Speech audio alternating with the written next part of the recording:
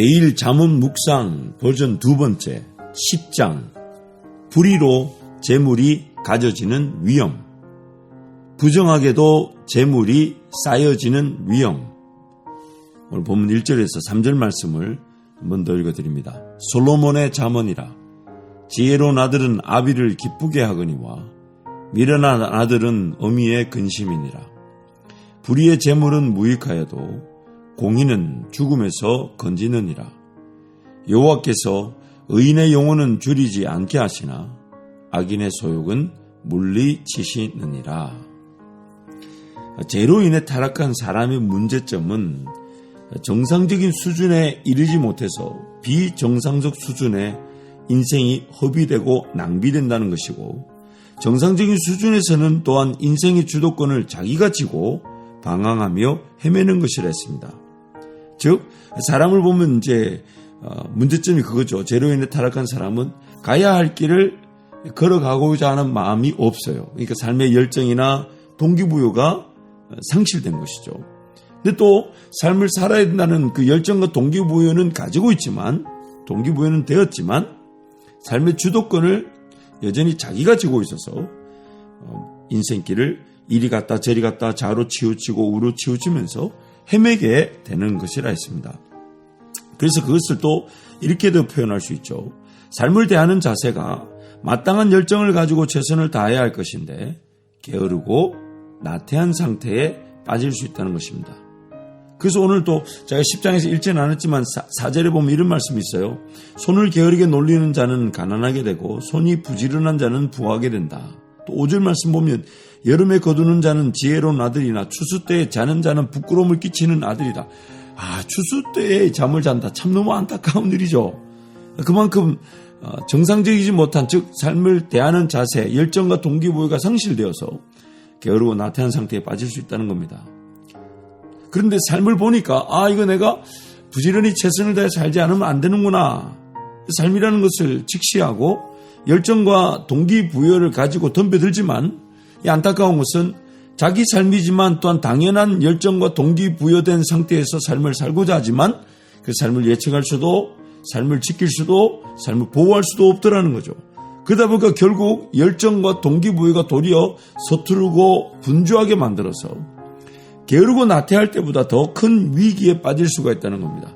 차라리 그렇게 시도하지 않았다면, 차라리 그렇게 물질을 쓰지 않았다면, 차라리 그렇게 투자하지 않았다면, 차라리 그렇게 길을 걸어가지 않았다면 차라리 더 나았지 않았을까? 물론 이것도 정답은 아니죠. 그래서 이 삶은 정상적인 수준에 서 있지 못해서, 즉 열정과 동기부여가 상실되어 비정상적 수준에서 게으르고 나태하여 삶이 버려지듯 허비되고 낭비될 수 있지만, 또한 열정과 동기부여는 가지고 있지만, 동기부여는 되었지만 게으르고 나태한 수준은 아니지만 서투르고 분주화해서 삶이 더 큰 어려움에 빠질 수 있다고 합니다. 그런 면에서 이렇게 서투르고 분주한 그런 삶의 전형적인 여러 모습들이 있겠지만은 오늘 본문에서는 불의의 재물이라는 표현을 쓰고 있습니다. 세번역에서는 이 불의의 재물을 부정하게 모은 재물이라 해서, 불의, 즉 부정하게도 재물이 모여지고 가져지고 쌓여질 수 있더라는 것입니다.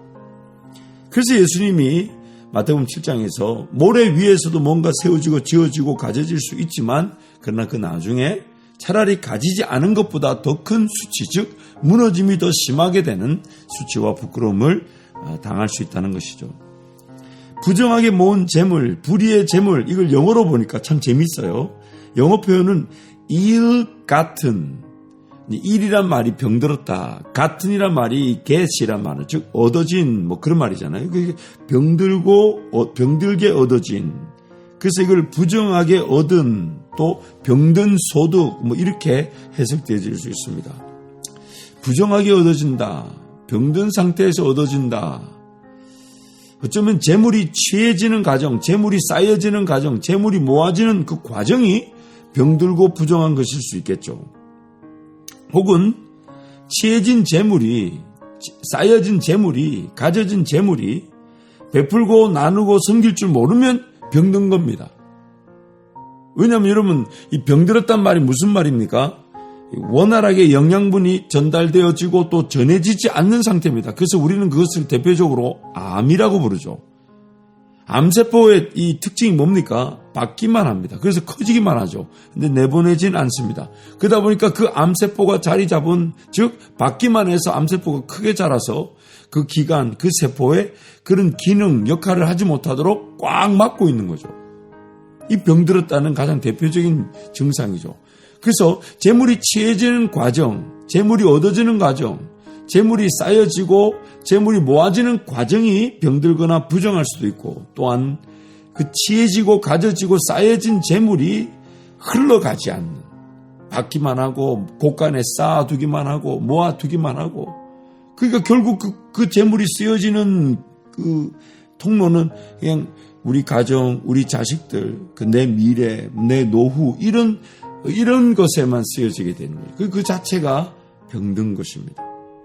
부정한 재물입니다. 불의의 재물인 것입니다. 얼마나 잘 모으는가 보다 얼마나 정직하게 재물을 대하는가가 중요합니다. 왜냐하면 하나님이 다 지켜보고 계시고 하나님이 지금 그것을 하나의 시험으로 보고 계실 수 있습니다. 얼마나 많이 가지고 있는 것보다는 얼마나 많이 흘러보내는가가 더 중요합니다. 왜냐하면 흘러보내기 위해 하나님 나에게 주시는 것이지, 나에게 준 것을 흘러보내는 건 당연한 겁니다. 근데 하나님의 관심이 뭘까요? 나한테 주시는 이유가 뭘까요? 복의 근원이 되라 하시는 거죠. 그래서 주님이 주는 것이 받는 것보다 더 복되다라고 말씀하신 것입니다. 모든 물질의 주인이시며 주관자가 되시는 하나님께서 중요하게 보시는 것은 재물을 대하는 자세, 재물을 내가 어떻게 대할 것인가, 재물을 정직하게 모으고 정직하게 흘러보내는 자세를 하나님은 귀하게 보시는 것입니다. 그리고 그 정직하게 모을 줄 알고 정직하게 흘러보낼 줄 아는 그 재물의 주관자가 하나님이심을 알아 하나님의 법과 질서에 따라 재물을 대하고 재물을 모으고 재물을 흘러보낼 줄 안다면, 때가 되면 하나님은 하나님의 그 주권에 따라 그 풍족하게 허락해 주실 수 있으실 것이고, 그 풍족하게 하나님의 재물이 풍족하게 허락되어질 때를 보면 그 재물은 하나님의 재물답게 흘러보내게 되는 것입니다. 베풀고 나누고 섬기는 일에 쓰여지게 될 것입니다. 아무리 많은 재물이 있다 해도 하나님께서 쓰시지 못할 수 있는 재물, 그러나 재물이 없다고 해도 하나님이 쓰신다면 쓰여질 수 있습니다.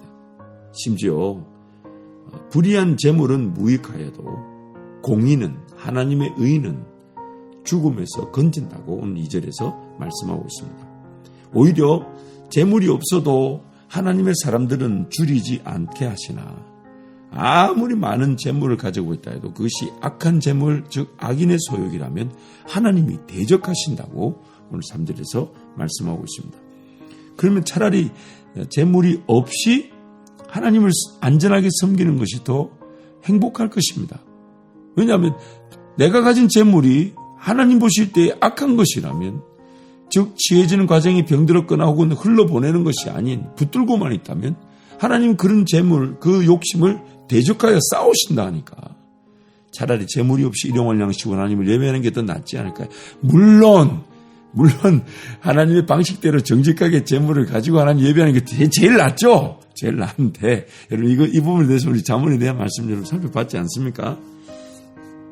그래서 오늘 3절 말씀, 여호와께서 의인의 영혼은 줄이지 않게 하시나 악인의 소욕은 물리치시느니라.